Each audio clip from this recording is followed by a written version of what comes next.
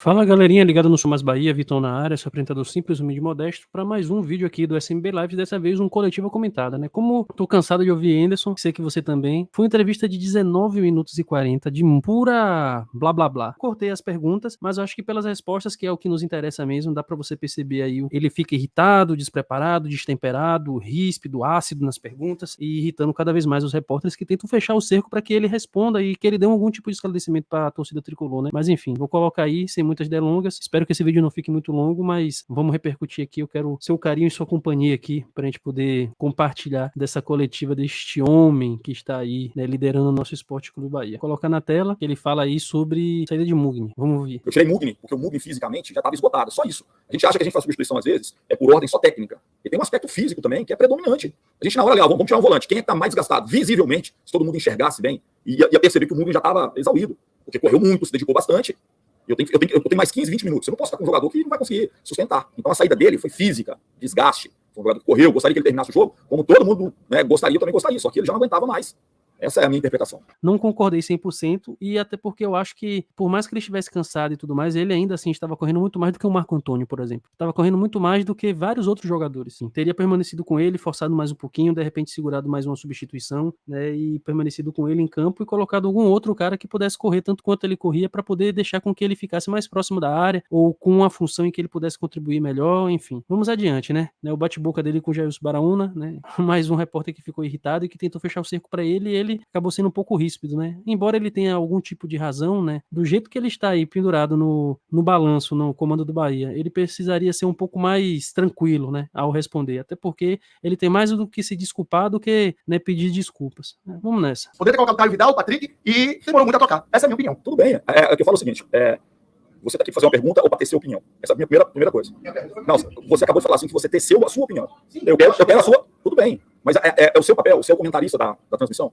A sua função é essa? Ou nós estamos fazendo aqui uma reportagem ou uma entrevista eu onde... uma pergunta, você começou a retrucar na cabeça. Eu justifiquei para você porque eu estava perguntando. Eu posso retrucar do jeito que eu quiser. Eu não falei nada com você.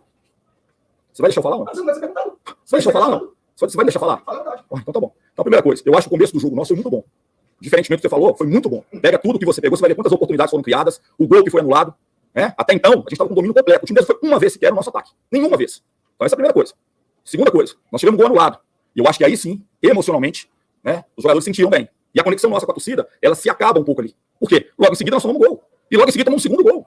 Então nós deixamos de estar com uma vantagem de 1-0 para sair de 2-0 negativo. Então foi realmente traumatizante para todos. Não foi só para o torcedor, não. Para quem estava em campo, para quem está fora aqui, a gente tentando buscar força em cima de alguma situação, para tentar um gol pelo menos, para ir para o intervalo com chance de poder, quem sabe, no segundo tempo, voltar e fazer diferente. Então, assim, depois do 2-0, concordo plenamente com o que você falou. Não jogamos nada. Mas não foi o jogo todo. É isso que é importante falar, tá certo?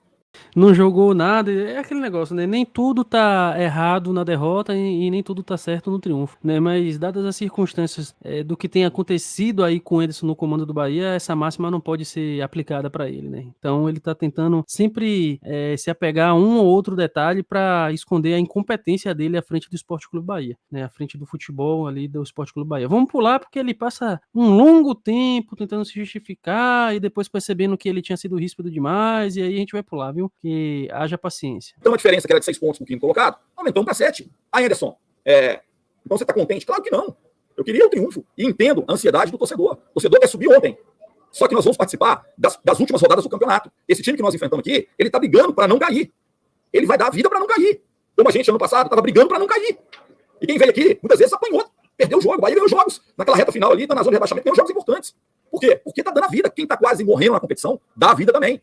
E nós temos que entender isso. E a nossa sequência é também de jogos difíceis. Não tem. Meu amigo, aí é maluquice, né? Até porque na tabela isso é reflexo, né? Um time tá lá embaixo na tabela e outro time é o terceiro colocado do campeonato, buscando ser o segundo, né? Enfim, no mínimo ele não armou bem, não fez boas substituições, né? Ficou de muito coleguismo, colocando Marco Antônio, Luiz Henrique, não quis voltar pro esquema de 3 zagueiros, que era o que tava dando certo, quis assumir um protagonismo que não era o dele, que não é o dele.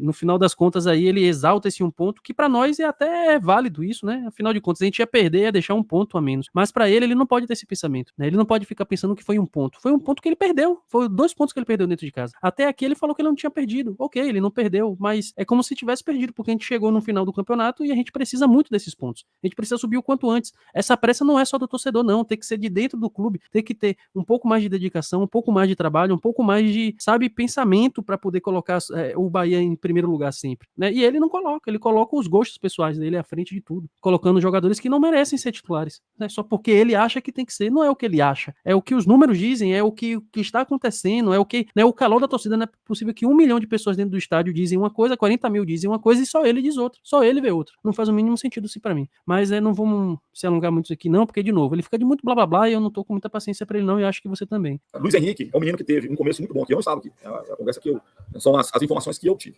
Começa muito bem, tá? Em determinado momento ele tem uma queda, em determinado momento ele escorregou. É uma coisa assim até difícil, né? O jogador escorregou, sofreu um gol e às vezes fica marcado como se não tivesse qualidade, não tivesse isso. Nós trabalhamos sim, acho que ele teve momentos bons, né? A gente só tem ele como lateral esquerdo, né?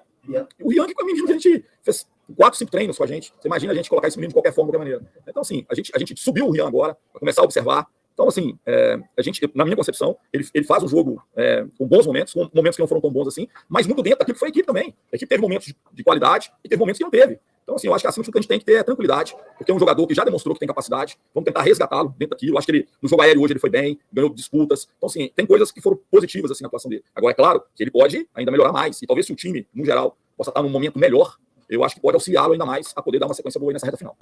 Não é bem por aí, né? Ele pode ter melhorado em mínimos fundamentos, que são fundamentos, como diz o nome, é algo primordial, o princípio da atuação dele ali naquela posição, na profissão dele. Então a gente não pode ficar batendo palmas pra um cara só porque ele tá fazendo o óbvio. Não, se ele tá fazendo o óbvio e mesmo assim o rendimento dele não consegue ser satisfatório pra equipe, ele não deve ser titular. Muda pra 3 zagueiros. Se a gente tem mais zagueiros do que laterais, é isso que a gente tem que fazer, né? Enfim, não sei por que ele fica insistente, né? Persistente, não faz, não quer. A gente já viu que o resultado é satisfatório. Eu já trouxe aqui um vídeo que a gente mostra em números que é satisfatório. E mesmo assim ele quer empurrar a goela abaixo do torcedor as convicções dele. Não é o momento. Ele está fazendo com que o torcedor se irrite, que ele se desgaste, que a imagem dele continue sendo pior do que o que a gente já imagina que é, né? Porque ele já passou por aqui, já teve algum sucesso, mas, de novo, a história se repete. É um cara que é intransigente, chato, continua sempre nesse mesmo blá blá blá, nunca tá errado. Pra ele admitir alguma coisa custa muito. Não vou me alongar não, porque você já conhece essa ladainha. Vamos para o que nos interessa mesmo, que é ele falando aqui sobre a conquista dos pontos e dando mais desculpas esfarrapadas aqui pro torcedor. O Bahia não conseguiu vencer ainda dos 6 jogos que foram disputados fora de casa. O que é que você pretende fazer para de fato vencer a Chape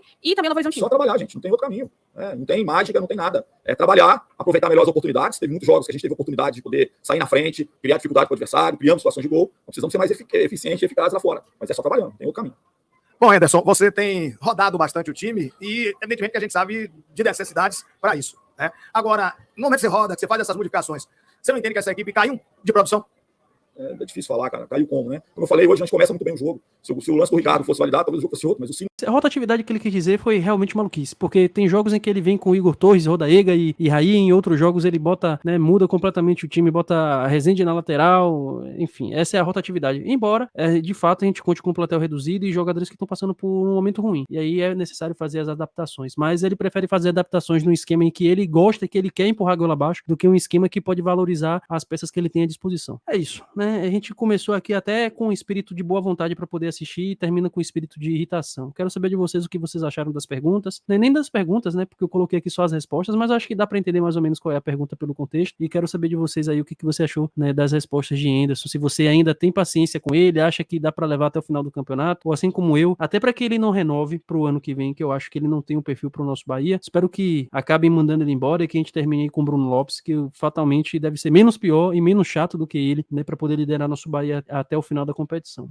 É isso, espero que vocês tenham gostado, não, né, da entrevista coletiva, mas do nosso conteúdo, sobretudo tenham ficado muito bem informados, e é isso, né, vamos que a vida continue e nosso Bahia tem que subir. Espero que vocês tenham gostado. Sou mais Bahia, eu sou o maior do Nordeste. E você?